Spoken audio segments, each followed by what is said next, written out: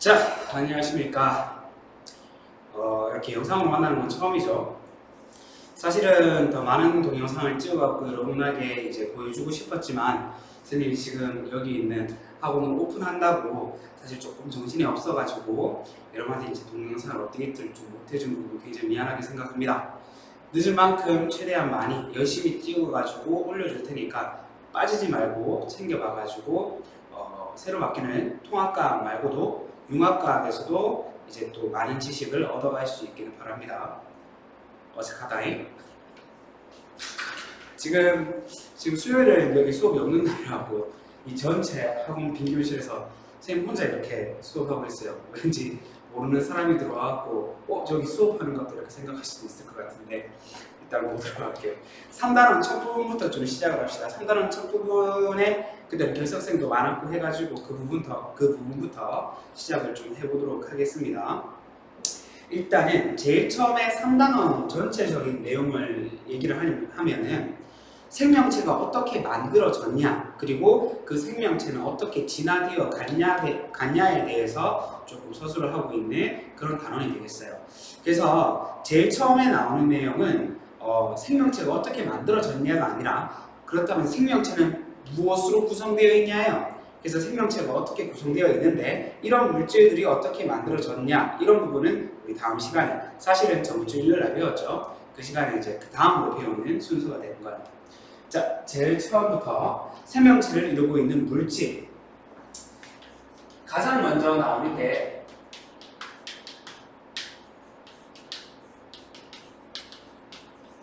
탄소화합물이에요. 왜 탄소화합물이 뜬금없이 등장하냐면은 말이 되게 씹히네. 그냥 하루 종일 혼자있어 말을 안 하다 보니까 좀 그런 것 같아요. 자, 탄소화합물이 왜 처음 이렇게 나오냐면은 우리 몸을 이루고 있는 대부분의 물질들이 전부 다 탄소화합물이기 때문이에요. 탄소화합물이라고 하는 것은 탄소를 기본 골격으로 해가지고 다른 화합물들, 예를 들면은 OH 다른 원소들, 질소, 황, 이런 기타 다른 애들이 결합을 했는 화합물이 탄소화합물에 해당합니다. 그렇다면 우리는 왜 이렇게 많은 물질들이, 우리 몸을 이루고 있는 물질들 중에서 탄소화합물들이 왜 이렇게 많을까? 그 부분을 조금 봐야 하는데, 그건 탄소만의 고유한 특징 때문입니다. 자, 그래서 그 탄소의 고유한 특징을 조금 얘기를 좀 해보자면, 탄소라고 하는 것은 첫 번째, 원자과 전자가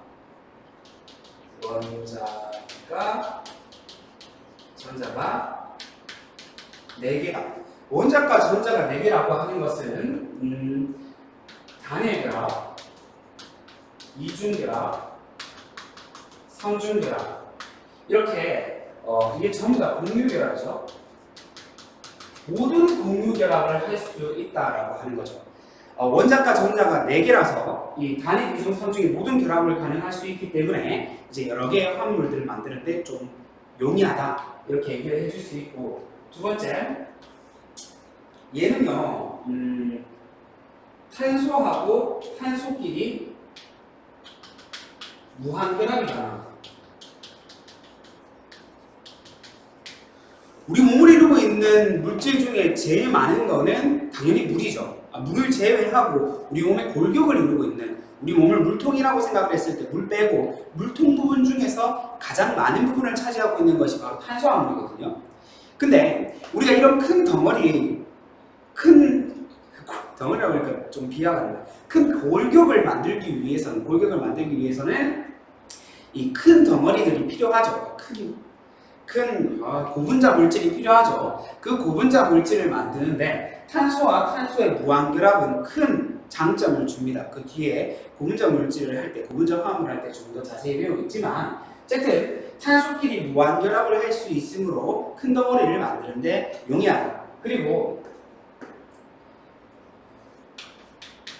구조가 매우 다양하다라고 하는 장점이 있습니다. 이게 무슨 말이냐면요, 탄소가 일자로 이렇게 쭉 배열되어 있잖아요. 이거 우리가 사슬 모양이라고 해요. 쇠사슬이 일자로 쭉 배열되어 있듯이 일자로 쭉 배열되어 있다고. 근데 사슬 모양 중에서 이렇게 한 개가 튀어나와 있거나 두 개가 이렇게 튀어나와 있으면 이거를 가지 달린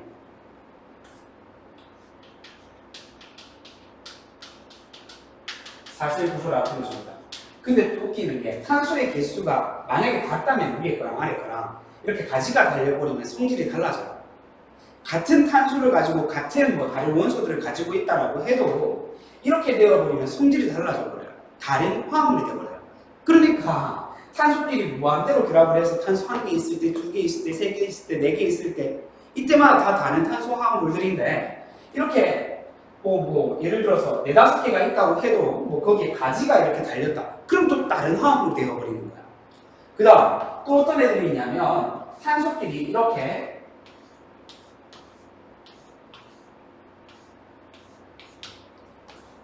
동그라미로 결합을 해버릴 수 있어요. 이걸 우리가 고리 구조라고 불러주거든. 고리 구조라고 불러주는데 이렇게 동그라미로 뭉쳐버리면 또 다른 화합물이 되어버린 거야. 그러니까 탄소 화합물이 우리 몸을 대부분 이루고 있는데 이 물질이 많은 이유는 탄소만의 독특한 특징 때문인데 첫 번째가 원자과 전자가 4개랑 단위결합, 이중결합, 삼중결합 모든 공유결합을 할 수 있다는 부분. 두 번째, 탄소끼리 무한결합을 할 수 있어서 큰 덩어리를 만드는데 좀 용이하다라고 하는 부분. 세 번째, 탄소는 탄소 결합을 했을 때 구조가 바뀌게 되면 또 다른 화합물이 되어서 이제 다양한 화합물이 될 수 있다라고 하는 부분. 그래서 사실은 지구상에 존재하는 모든 화합물들 중에 탄소 화합물이 가장 많아요. 그렇다면 우리 몸을 이루고 있는 탄소 화합물은 도대체 어떤 것들이 있냐면 단백질, 그 다음에 핵산, 그 다음에 지질, 그 다음에 탄수화물, 그 다음에 이 정도만 얘기하죠. 일단 이런 물질들이 전부 다 우리 몸을 이루고 있어요. 물 빼고 우리 몸에서 가장 많은 부분을 차지하고 있는 게 단백질이거든요. 그래서 그 단백질도 전부 다 탄수화물이고, 그 다음에 핵산이라고 하면 좀 이따 배울 거지만 핵산이라고 하면 RNA랑 DNA 이런 부분인데 그런 부분도 역시나 세포 안에 들어가 있는데 그 세포를 이루고 있는 물질조차도 전부 다 탄소 화합물로 구성되어 있고, 지질은 좀 어감이 지질하죠. 좀 어색하죠. 우리가 중학교 때 배웠었던 중성지방이라고 얘기했던 그 부분이 바로 지질이에요. 그 지질이라고 하는 부분은 사실 그 중성지방을 포함하는 건데 그것도 좀 이따 자세히 배울게요. 그것도 역시나 탄수화물로 구성되어 있고, 우리가 주로 먹는 탄수화물 이것도 탄소화합물로 구성되어 있습니다. 자, 우선 단백질부터 얘기를 좀 해보죠.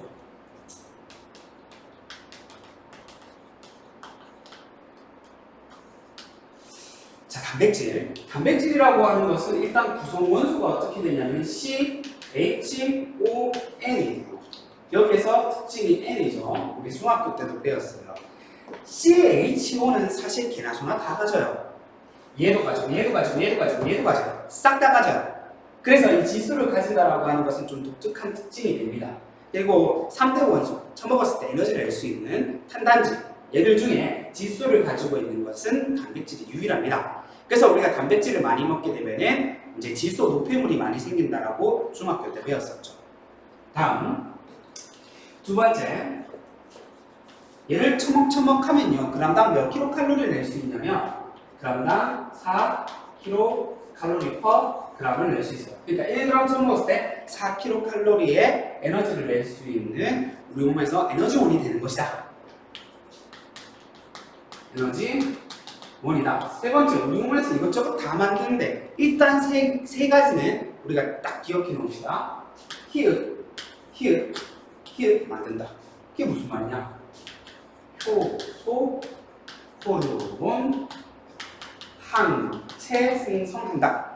효소라고 하는 거는 이게 있으면 우리 몸에서 어떤 걸 할 수 있냐면 바로 물질 대사를 조절하고 관여할 수 있습니다. 물질 대사라고 하는 것은 우리 몸 안에서 일어나는 모든 화학 반응들인데 이 목적 자체가 생명 유지야. 예를 들면 숨 쉬는 거, 호흡, 음식 먹어서 소화시키는 거, 이런 것들이 전부 다 물질 대사인데 효소가 없으면 그런 물질 대사를 못해요. 사실 그런 화학 반응이 일어나려면 굉장히 높은 온도가 나타나게 되거든. 그럼 우리 몸이 다 탈 거 아니야. 그럼에도 불구하고 우리 몸이 타지 않고 이렇게 살아있을 수 있는 이유는 효소가 있어서 좀 그 낮은 그 화학 반응이 일어날 때 에너지를 좀 낮게 만들어 줄 수 있기 때문에 바로 물질 대사를 할 수 있는 거예요. 그 다음에 호르몬. 호르몬이 있으면 우리 몸에서 뭐를 해줄 수 있느냐? 호르몬이 있으면 우리 몸에서 항상성을 유지시켜 줄 수 있습니다. 항상성이라고 하는 게 무엇이냐면 우리 몸에서 항상 유지해야 될 것들, 혈압, 삼투압, 체온, 혈당량 이런 것들을 유지시켜주는 역할을 하는 것이 바로 호르몬입니다. 그 호르몬을 단백질이 주로 만들고 있습니다. 그 다음에 항체. 항체는 우리 몸에서 방어작용을 담당하고 있습니다. 세균이라든지 바이러스와 같은 이런 병원체들을 우리 몸에 침입하게 되면 그것을 막 때려갖고 잡아주는 역할을 하는 게 사실은 이제 뭉쳐줘가지고 이 백혈구가 잘 처먹처먹할 수 있게 해주는 역할을 하는 애가 바로 항체예요. 얘가 우리 몸을 지켜준다 이렇게 생각하면 되는데 그 지킴이 마저도 누가? 단백질이 만들고 있다라는 거예요. 그 다음에 한 개 더 세포막을 구성하는 물질이다 이렇게 한개적으로 추가해서 알아놓으시면 되겠습니다. 그 다음 네 번째 얘는요 큰 덩어리예요. 단백질은 큰 덩어리예요. 이걸 잘게 부수잖아. 그럼 최소 단위가 나와요. 벽돌집이 있을 때 그 벽돌집에서 최소 단위는 뭐에 해당하냐면은 벽돌 한 개에 해당하죠. 똑같이 단백질이라고 하는 큰 집이 있을 때 최소 단위를 한 개 얘기를 하라고 하면은 바로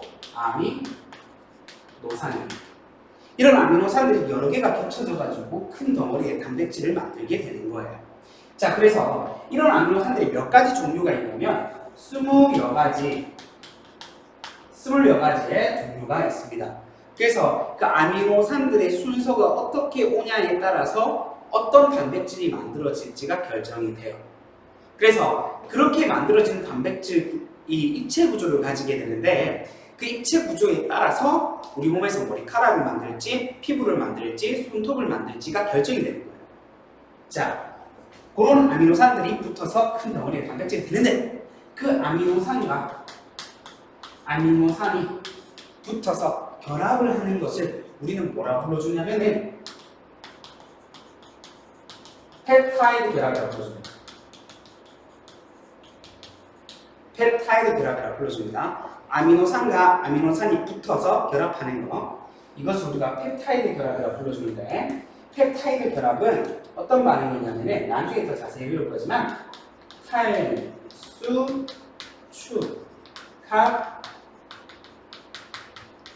반응에 해당하는 녀석입니다. 탈수축합 반응. 한 아미노산에 예를 들어 그림은 채워보세요. 한 아미노산의 왼쪽 부분에 이제 탄소가 이렇게 있고 왼쪽 부분에 질소하고 수소가 이렇게 결합되어 있는데 이거를 아미노기라고 불러줘요. 아미노기. 그 다음에 위에 수소 한 개 되어 있고 밑에 이제 R이 들어가 있는데 이제 겹사슬이라고 불러주는데 랜덤이라고 생각하세요. 그래서 여기에 어떤 물질이 어떤 원소나 어떤 그 물질이 오느냐에 따라서 이 아미노산의 종류가 20종 중에 그 종류가 결정이 된다 이렇게 생각해 주시면 되고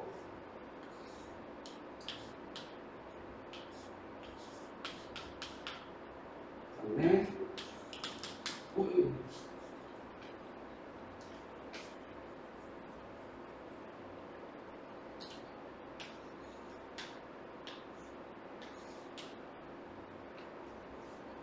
자, 이렇게 그림이 거지같이 됐네.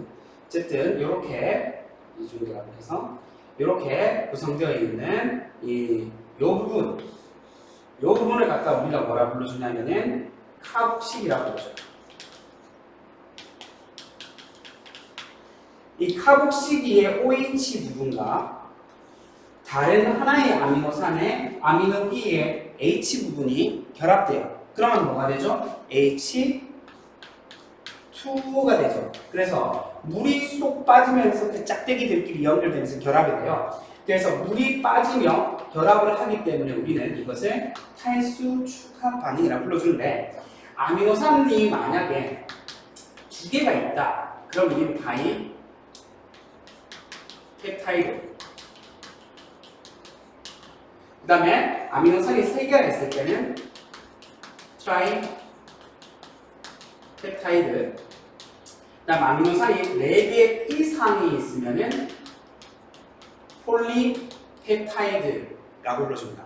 폴리펩타이드라고 불러주는데 이때부터는 그냥 뭐 단백질이 큰 덩어리다 이렇게 생각을 해주시면 돼요.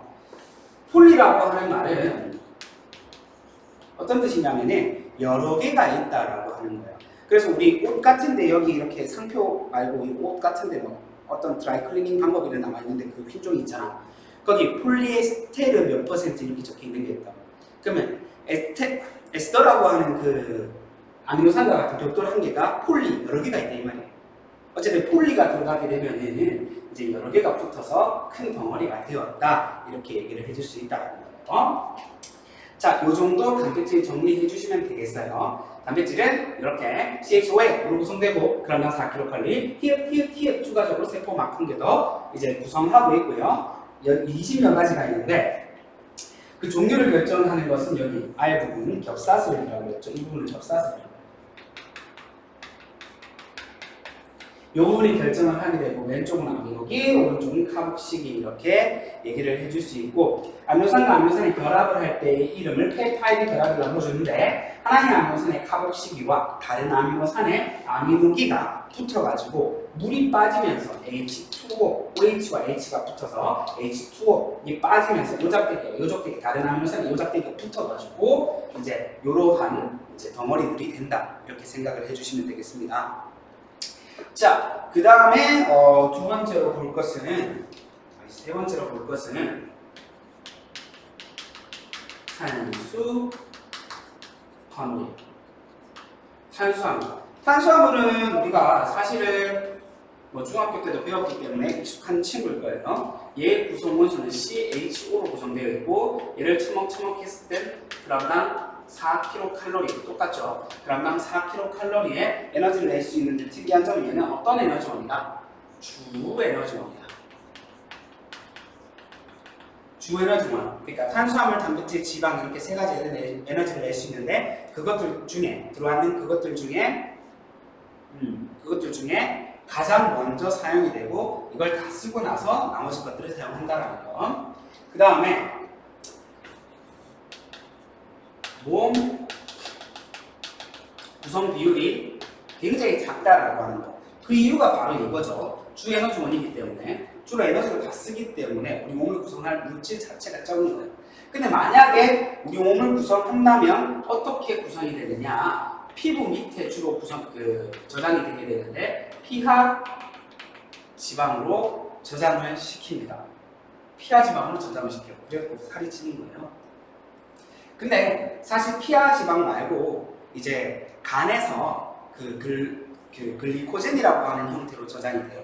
글리코젠이라고 하는 형태. 우리 몸에서 인슐린이라고 하는 호르몬이 혈액에 있는 포도당의 양이 너무 많아지면 그 당을 이제 간에다가 이제 끌어와서 저장을 하는데 그 저장하는 물질이 글리코젠이에요.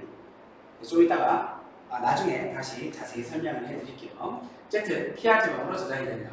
그리고 얘는 좀 알갱이의 크기에 따라서 이름이 좀 달라요. 그래서 알갱이가 한 개 있을 때 단당류라고 불러줍니다. 단당류. 알갱이가 한 개 있을 때는 단당류. 두 개가 있을 때 이당류. 그 다음에 세 개 이상이 되었을 때는 다당류. 이렇게 불러줍니다. 단당류 같은 경우에 어떤 애들이 있냐면 우리가 잘 알고 있는 친구에 포도당이라고 하는 놈이 있고요. 그 다음에 과당이라고 하는 놈이 있고요. 그 다음에 갈락토스가 있어요. 갈락토스가 있고 그 다음에 이제 오늘 배우는 애들인데 리보스라고 하는 놈이 있고요. 디옥시리보스라고 하는 친구가 있어요. 이당류는 누구하고 누가 결합하느냐의 차이인데 포도당과 포도당이 결합하게 되면은 누가 되냐면 엿당입니다. 엿당은 포당과 포당이 결합한 경우. 그 다음에 과당은 과당입니다. 설탕은 더이스 항상 포당과 그 다음에 과당이 결합된 경우를 얘기를 해주고, 그 다음에 저당은 포당과 갈락토스가 결합해서 만들어지는 물질이다. 이렇게 봐주시면 되겠습니다. 그 다음에 다당류는 식물의 저장원인 녹말이 있어. 식물이 탄수화물 몸에 저장할 때 녹말의 형태로 저장을 하죠. 동물은 글리코젠이라고 하는 형태로 간에다가 저장을 한다라고 얘기를 했어요. 자, 이렇게 이것은 동물 저장, 녹말은 식물 저장 탄수화물이 됩니다. 이런 식으로 정리를 해줄 수 있습니다. 자, 그 다음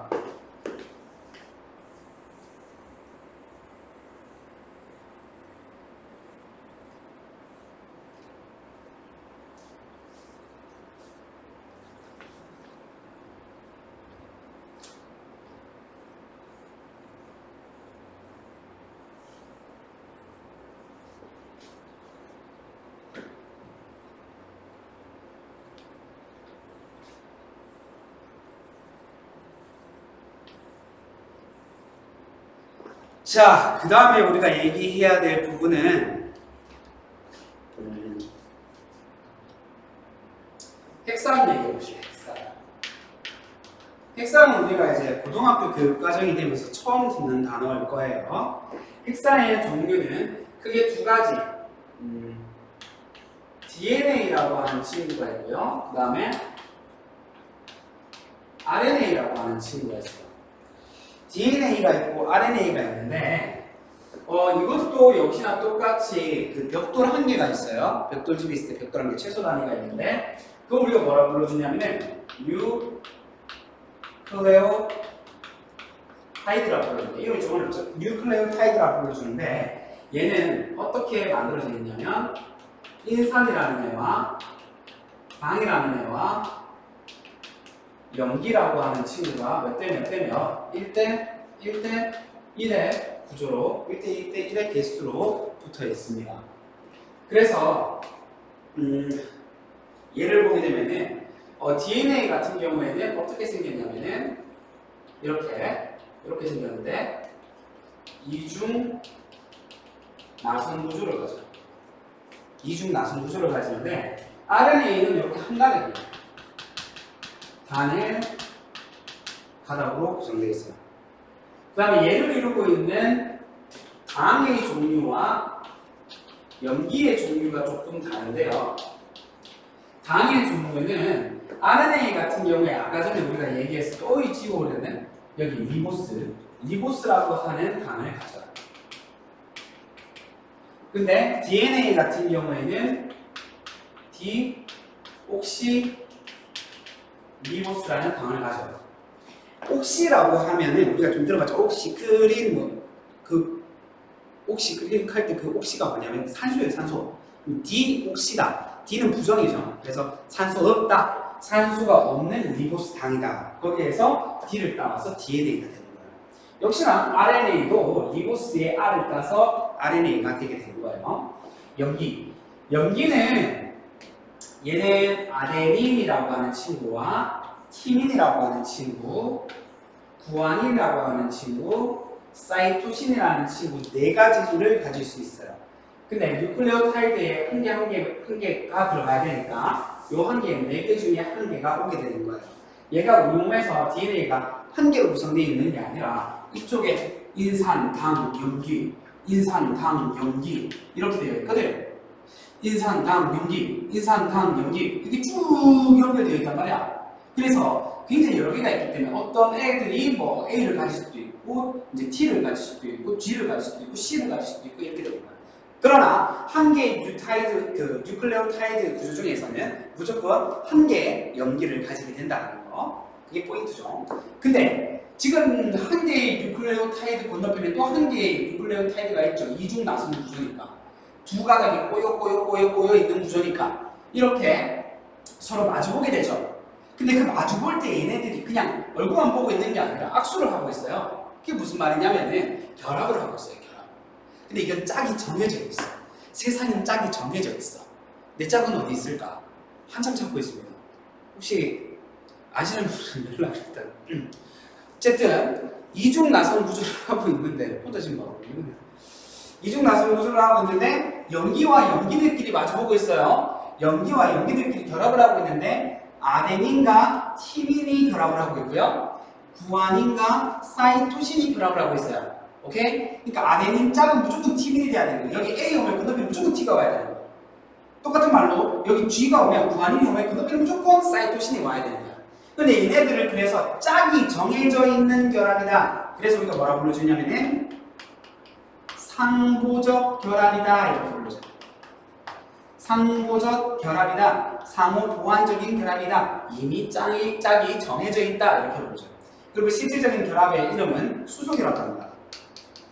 수소결합을 하는데 그 결합을 봤을 때 그 수소결합 중에 A랑 T, 아데닌과 티민은 이중결합을 하고 구아닌과 사이토신은 삼중결합을 하기 때문에 누가 더 결합력이 세냐, 결합하는 힘이 누가 더 세냐고 물으면은 얘가 더 세다 이렇게 얘기를 해줄 수 있어요.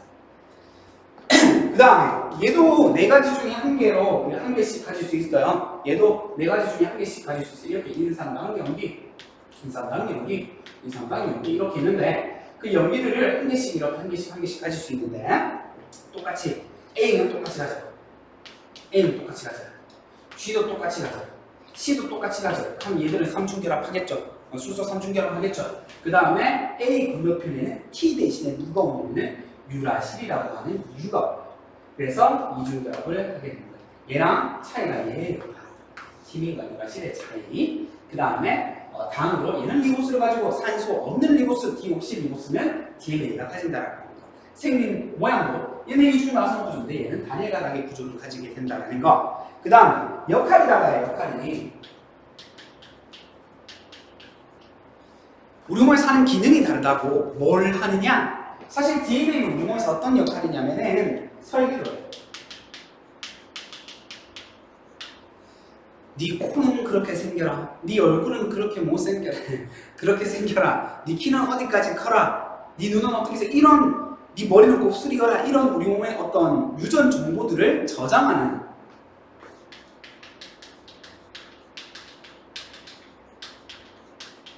역할을 해요. 그래서 그 우리 몸의 설계도가 바로 DNA. 그럼 얘는 뭐에 해당하냐면은 설계자에 해당해요. 설계도를 보고 우리 몸을 만들어요. 우리 몸은 대부분 단백질이라고 했죠. 골격이. 그래서 단백질 합성에 이제 관여하는 놈이 바로 이제 RNA가 되는 거예요. RNA가 설계도를 보고 와가지고 이제 우리 몸에서 이 설계자 역할, 그 단백질을 만드는 역할을 해준다는 거예요. 그게 DNA와 RNA입니다.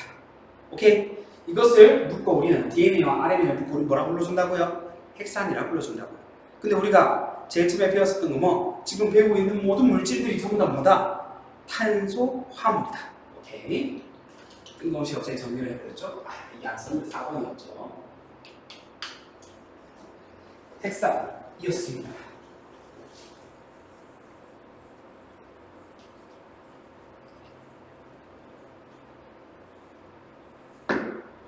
자, 그 다음으로 우리가 얘기해볼 친구는 누굴 얘기해볼까? 지질 한번 얘기해보자.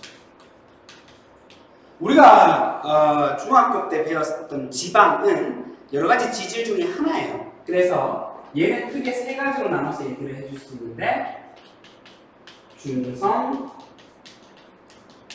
지방, 우리가 중학교 때 배웠었던 거. 그 다음에 스테로이드,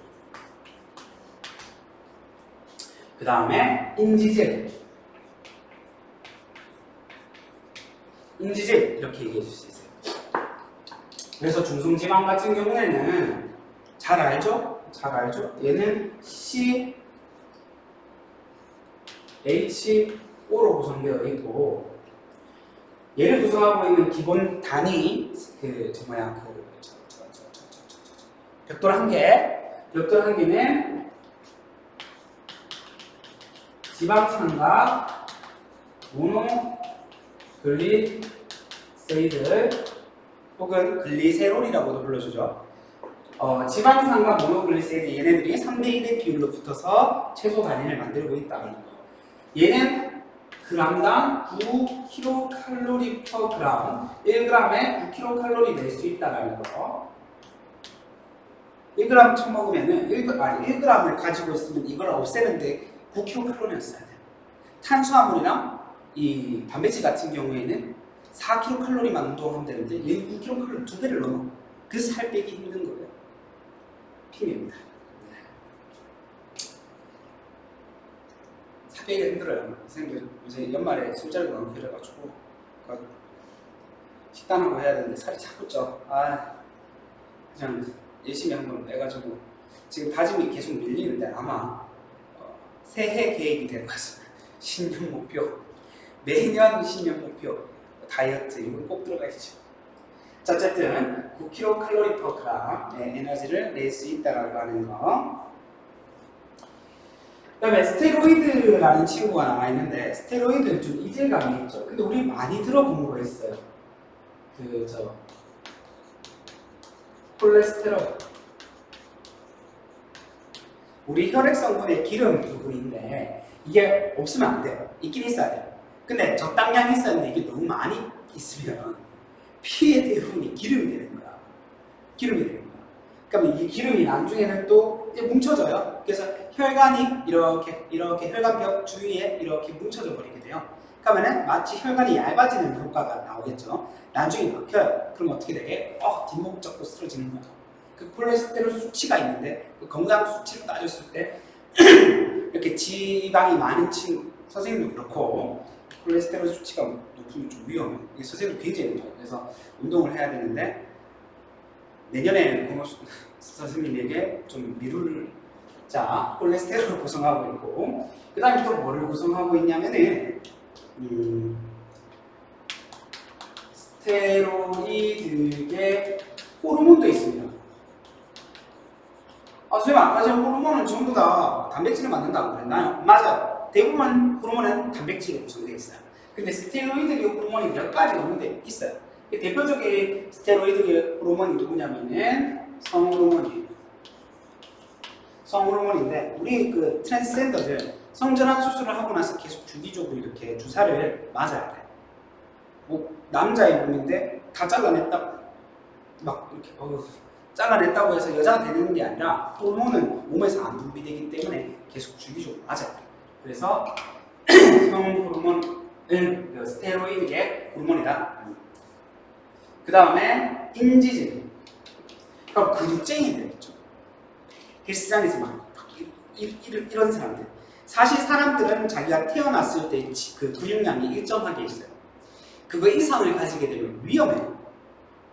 그래서 그거 이상은 우리 몸에서 만들어지지가 않아요, 거의. 근데 막 이런 사람들은 주사를 맞았거나 아니면 스테로이드 약을 복용했는 사람들이에요. 그러니까 막 이런 사람들은 사실 건강해 보이지만 건강이 안 좋은 사람이라고 보시면 돼요. 그리고 이거 잘못 먹게 되면은 성불구자가 돼요.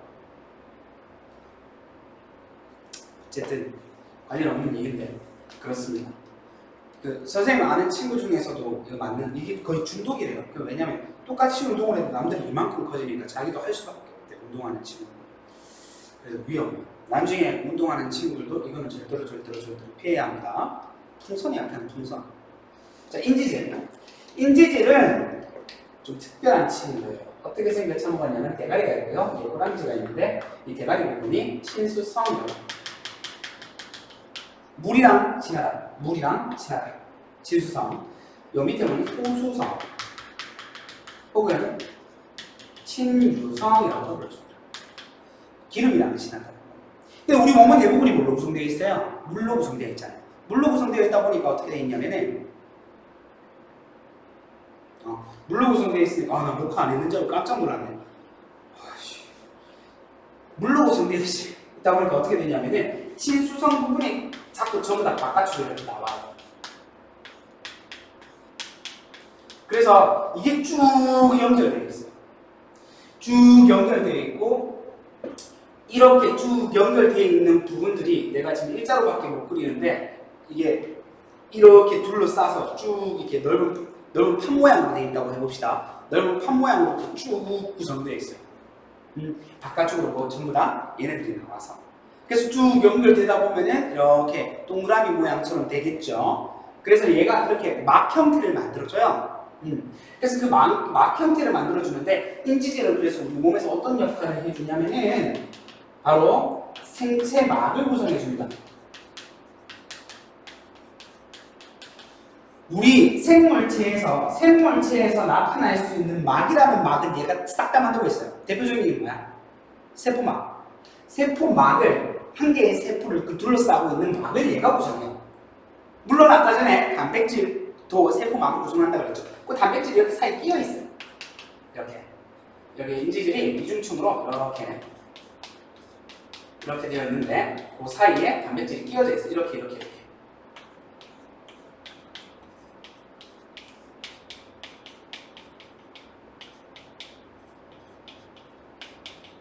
어떤 느낌인지 알죠? 약간 입체적인 이런 느낌, 느낌적인 느낌, 이렇게 구성되어 있는 느낌이 뭐냐면 얘가 여기 안을 꼼딱꼼딱 움직일 수 있어요.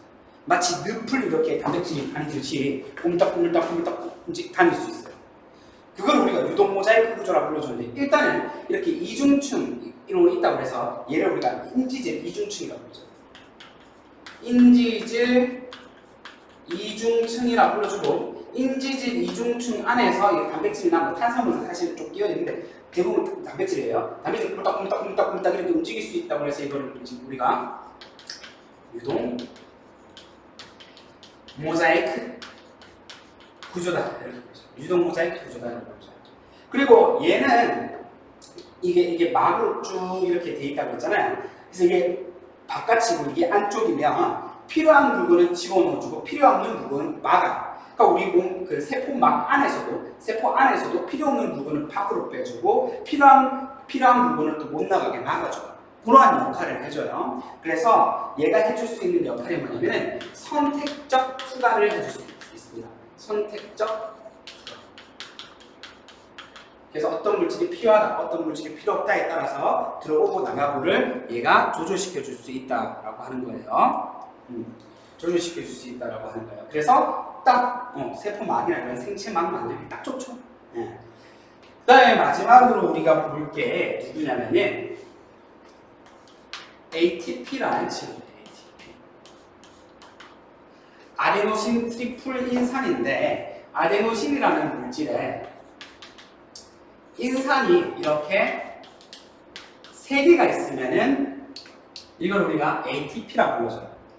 선생님은 항상 이거 수업할 때 어떻게 설명을 하냐면 이건 에너지 깡통이야 이렇게 얘기해요. 에너지 깡통.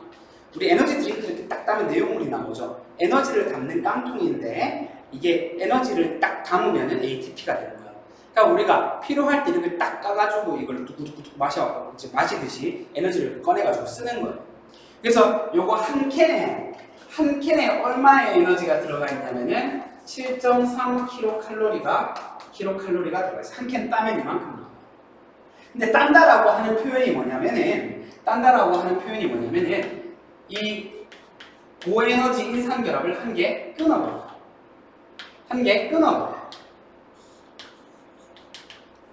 이게 에너지를 한 개 딱 따는 거야. 그러면 뭐다? 7.3kcal라고 하는 에너지가 빡 튀어나온다. 그러니까 어디에서 이런 걸 쓰느냐? 주로 근육에도 많이 쓰는데 우리 모든 활동, 우리가 생명 활동을 하는데 모두 써요. 생각하는데, 뭐 이렇게 팔 움직이는데, 말을 하는데, 심장을 뛰게 하는데, 우리가 살아 움직이게 하는데 모든 에너지들이 이제 이 ATP로부터 나온다라고 생각을 해주시면 돼요. 그래서 지금 ATP가 이제 한 개가 떼져졌으니까 2개가 있죠. 더블. 그래서 얘는 밑에서 뭐라고 부르냐면은 2개라고 ADP라고 그러죠. ADP. 그래서 ADP가 다시 ATP 내용물을 채워가지고 또 놔둬요. 내용물을 채워서 놔두면 나중에 또 이걸 딱 따가지고 필요할 때 에너지를 꺼내서 쓰고 그 빈 깡통은 다시 내용물을 채워서 ATP 되고. 오케이? 이런 과정이 이루어집니다. 근데 우리가 중학교 때 배웠는지 모르겠는데 우리가 포도당과 같은 영양소들을 섭취하잖아. 음식물을 처먹처먹 하잖아. 그러면 이제 우리가 소화돼가지고 최종 산물로 예를 들어 포도당이 생겼다고 합시다. 우리가 먹어 포도당이 있어. 그러면 이제 C6, 최고6 얘가 포도당이거든. 그럼 얘가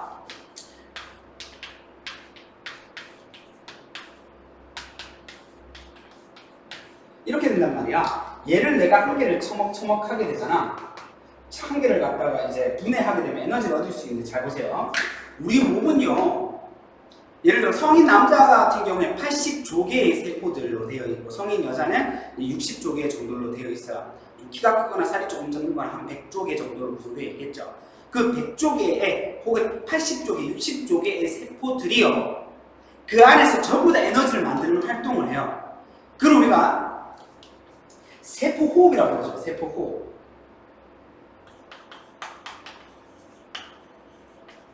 에너지를 만드는 작용. 그 에너지를 어디다 쓴다고? 우리가 살아나가는 생명활동에 써준다고. 응? 생명활동에 써준다고. 그러니까 예를 들어 포도당 한 개를 분해하면 그때 산소가 필요하거든. 산소가 폭탄 역할이야. 불이 빵 터지면서 이 찌꺼기 파편들이 튀어. 근데 내가 진짜로 바랬던 건 이걸 바랬는 게 아니라 이거게 노폐물 찌꺼기야. 진짜로 바랬던 건 에너지야.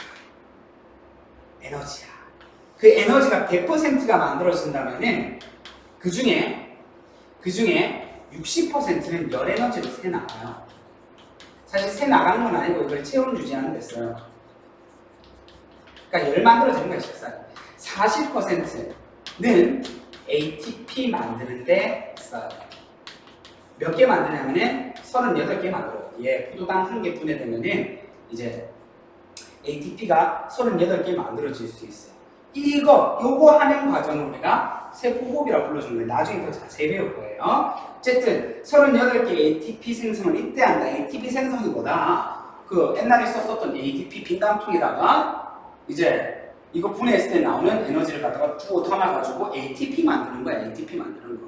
오케이? 그래가지고 이제 40%가 바로 포도당을 한 개 분해시켰을 때 40% 에너지가 바로 이제 ATP 생성하는데 그 내용물 담는 데 사용이 되고 60%는 못 담고 다 새 나가는 거야. 사실은 새 나가는 거야. 이 열 에너지.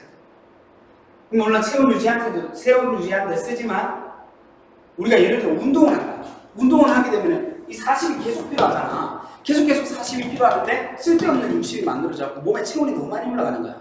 그래서 막 땀나고 막 그러는 거예요. 그러니까 좀 새 나간다는 의미가 되는 거죠. 어쨌든 ATP였습니다.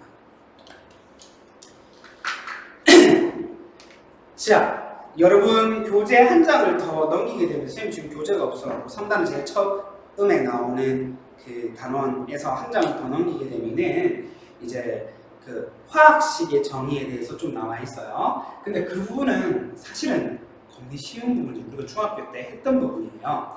그래서 좀 빠르게 한번 보도록 할게요. 안 보시면 없고.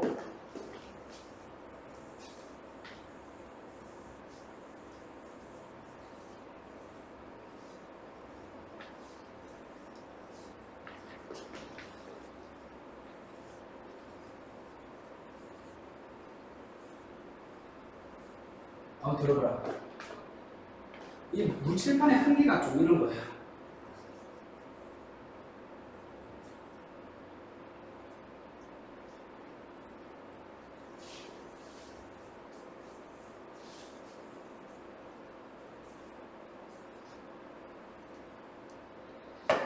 자, 봅시다.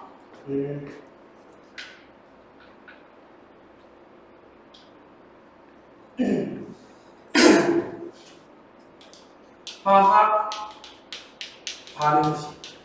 우리가 화학 반응식 어떻게 세우냐면은 이거 사실 우리가 잘하는 거예요. 잘하는 건데 이거 안 줘진 거. 아, 내 마우스 커서. 오. 제가 이거 화면에 지금 녹화되어 있는 게 노트북 화면에 뜨는데 핑계 잡고 있었고 내가 널 닦았나 싶어 보니까 내 마우스 커서 가지고 이렇게. 자, 예를 들어볼게요. 화학 반응식 우리가 어떻게 만드냐면요. 일단은 왼쪽에다가 생성물을 쓰고 화살표를 적고요. 오른쪽에다가 반응물을 씁니다. 자, 그러면 예를 들어 수소하고 산소가 만들어져가지고 수증기, 물이 만들어지는 반응을 한번 얘기를 해볼게요. 그럼 왼쪽에 수소하고 산소를 쓰고요. 오른쪽에 이제 수증기, 물을 쓰는 거죠. 그 다음 두 번째로 해줄 역할은 이거를 화학식으로 바꿔주는 거예요. 화학식으로 바꿔주는 거예요. 그러니까 H2라고 쓰고요. 그 다음에 O2라고 쓰고요. H2라고 쓰는 거예요. 세 번째 해주는 게 뭐냐면 계수 맞춰주기.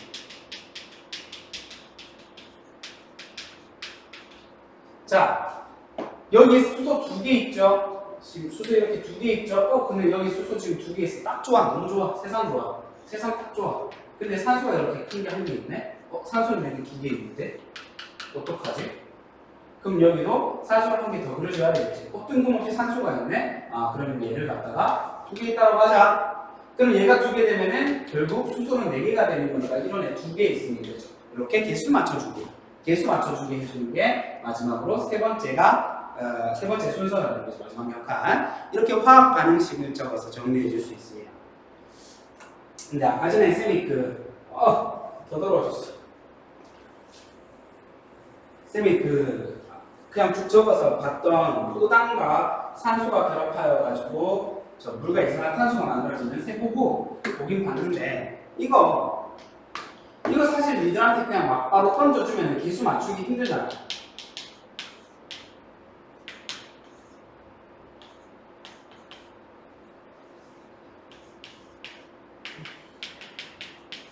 야 이거 개수 써봐요. A, B, C, D 있는데 각각 뭐가 들어가야 되는지 써봐 하면 좀 힘들잖아. 그래서 우리가 어떤 방법이 있냐면 미정계수법이라고 하는 게 있어.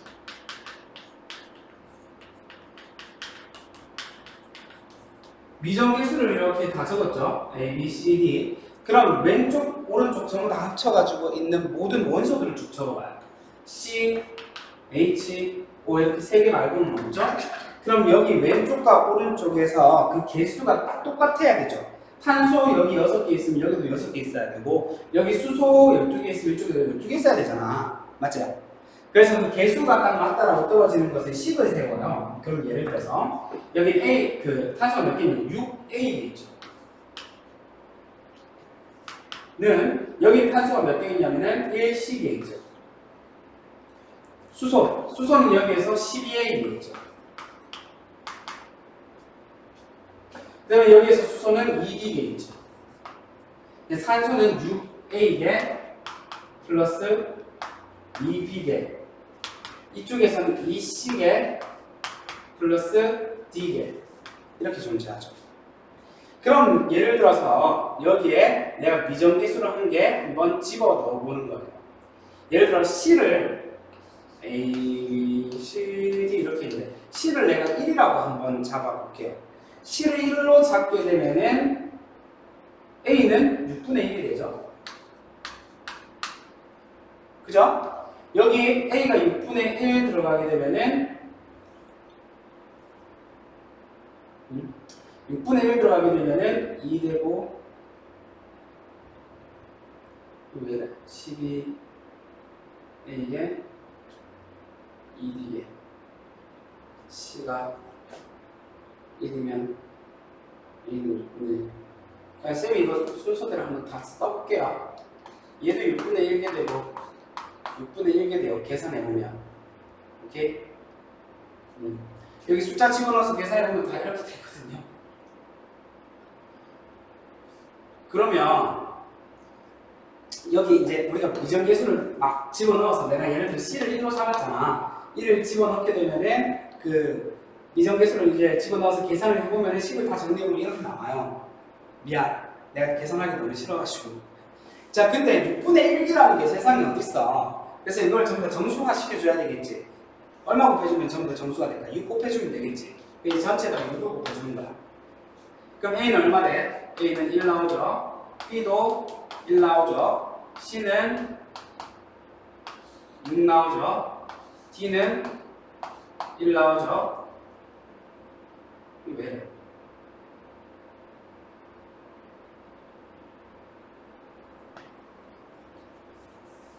어이씨, 죄송합니다.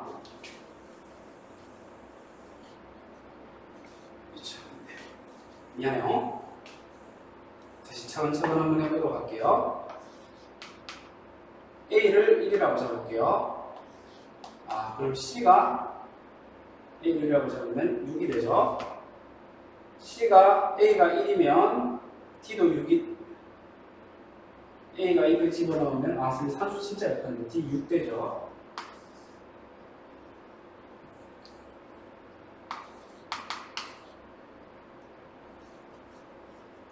그 다음에 계산해보면 B도 6이 될 거예요. 그래서 여기 1 집어넣고 6 집어넣으면 딱 개수가 맞았더라. 이게 미정계수법인데 아, 분수 나오는 꼴로 쌤이 고쳐하고 썼어야 되는데 미안해. 아직 산수가 어디서 틀렸는가? 쏘리.